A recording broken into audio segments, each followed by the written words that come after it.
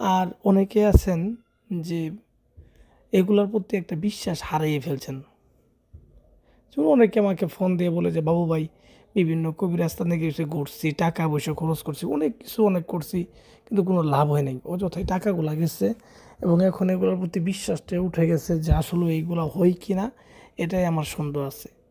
তো তাকে আমি বলবো যে আপনার আর কারো কাছে যাইতে হবে না, কোনো কবিরাজের কাছে যাওয়া লাগবে না, বা কাউকে টাকা পয়সা কিছু দিতে হবে না। আপনি নিজেই আমার দেওয়া এই বিদ্যাটা দিয়ে কাজ করেন, আশা করি আপনি রেজাল্ট পাবেন। এবং আপনি মাত্র 3 দিনের মধ্যে রেজাল্ট পাবেন, যদি আপনি সঠিক নিয়মে এটা করতে পারেন। এটা ঠিক যে এখন মানুষ বিভিন্ন রকমের কবিরাজ বাড়াইছে, একজনে বুঝুক আর না বুঝুক, জানুক আর না জানুক, তার বংশের মধ্যে কোনো কবিরাজ নাই, তার 14 গোষ্ঠীর মধ্যে কোনো কবিরাজ নাই, সে অনলাইনে কবিরাজ হয়ে বসে আছে।